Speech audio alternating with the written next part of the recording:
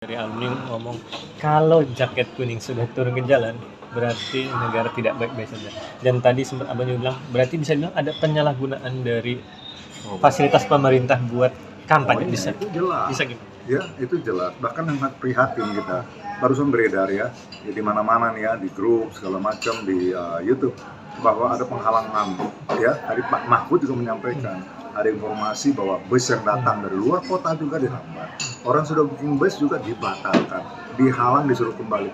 Ini hal-hal cerita seperti apa? Nah sekarang ini beredar lagi acara yang di GBK. Sekarang saya mau menuju ke sana, tetapi informasi udah datang. Ini dari 02 datang ke GBK siang ini, kemudian menyiapkan kaos, membagi-bagi di depan pintu GBK. Ini di mana etikanya? Ini adalah kampanye daripada 03, ya kan? Pada waktu 02 mengadakan kampanye, kita nggak pernah ganggu loh. Ya, jangan juga dong ganggu kita dong. Ini namanya ngutak-ngatik gitu loh ya kan. Artinya bikin orang kesel nih ceritanya. Jangan nanti hal-hal seperti ini terjadi keributan ya di bawah. Dan ini kan kita nggak mau. Kita maunya pemilu damai. Pemilu damai dengan catatan dilakukan secara adil, ya, secara transparan dan tidak berpihak. Nah, apa yang dilakukan oleh presiden, keberpihakan presiden, ini yang kita kritisi. Nggak boleh, gitu ya kan. Lihat peraturan-peraturan lain. Jangan cuma berpacu kepada mengikut kepada undang-undang pemilu. Ada TAP MPR, ada hal-hal lain di dalam undang-undang itu, ya kan, yang bisa kita baca bahwa memang sebaiknya secara etika memang presiden tidak melakukan keberpihakan. Ini akibatnya sekarang. Lihat tuh, gelombang sudah sebagian besar. Saya nggak tahu, mudah-mudahan tidak terjadi hal yang lain. Tapi kalau terjadi katakanlah sesuatu hal dalam minggu-minggu itu atau sesudah tanggal 14 terjadi chaos, saya nggak bisa bilang apa-apa. Memang itu adalah proses daripada ketidaksukaan, ketidakterimaan masyarakat terhadap apa yang dilakukan di dalam proses daripada pemilihan ini. Oke Bang, selain itu ini bentuk dari apresiasi juga nggak sih Bang? Abang sebagai alumni UI ini melihat nih kedatangan Ganjar dan Pak Mahfud mungkin di sela kesibukannya dia berkampanye ini bentuk apresiasi juga nggak sih Bang melihat?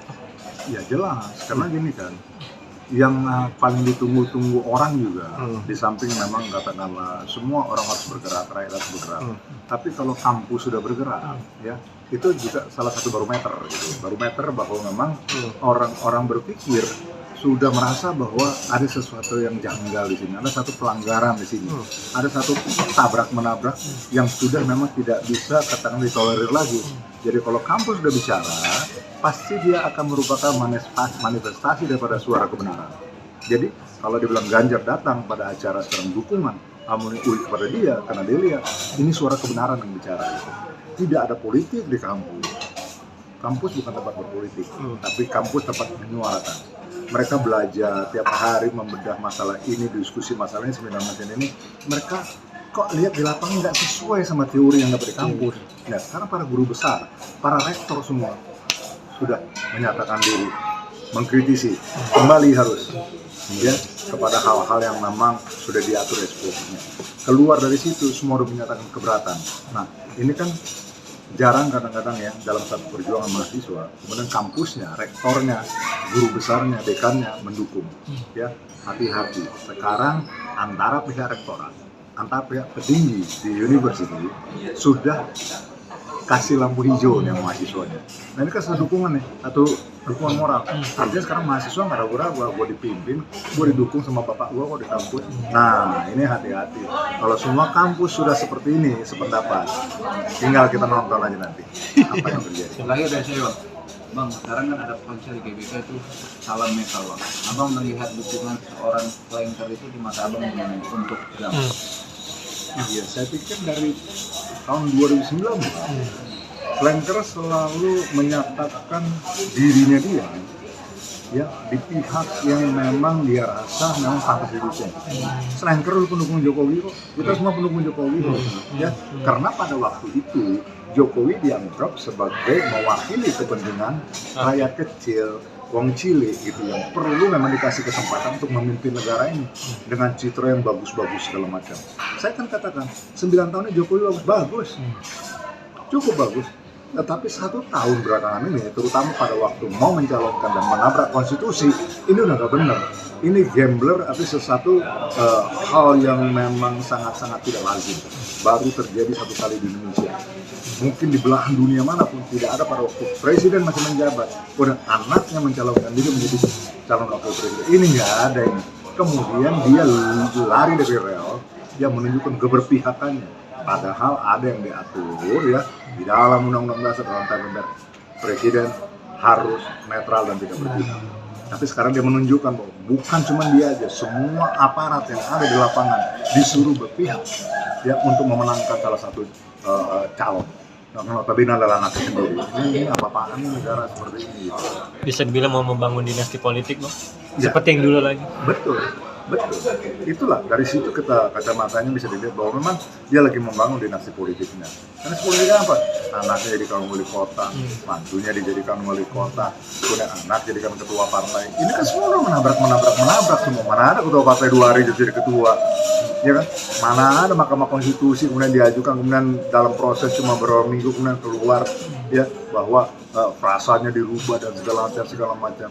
Itu kan semua udah menabrak namanya ya. Jadi kita janganlah berkhianat sama konstitusi ya, terutama pimpinan kita ini kan artinya dia sebagai anggota PDIP yang didukung sama Megawati di dalam dulu pencalonnya dia harus sowan loh baik-baik dong. Nggak ada itu masa PDIP yang mendukungnya ke partai lain, di mana kejadian seperti itu. Dia ini orang yang dibanggakan di partai, orang nomor 1 dibanggakan di partai bisa lari keluar rel.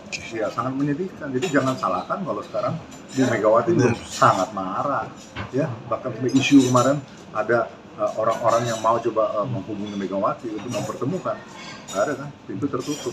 Ini ibu-ibu loh, ibu-ibu tuh kalau sakit hati dalam bawaannya ya.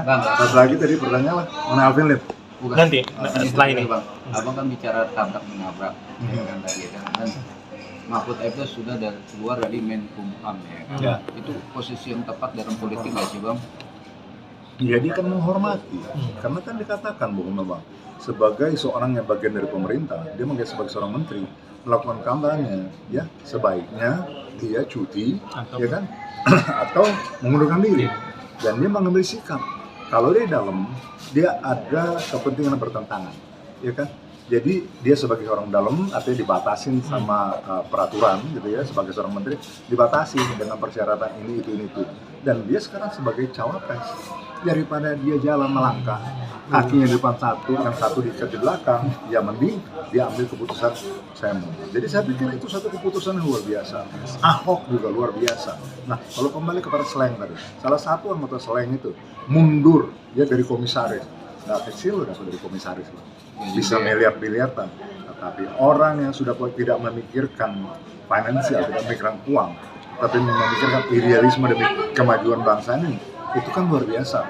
Jadi kita justru mesti apresiasi mundurnya Pak Mahfud ya, mundurnya Ahok, mundurnya si Abdi Sleng itu suatu keputusan yang berani dan keputusan yang mewakili nuraninya dia untuk membenahi posisi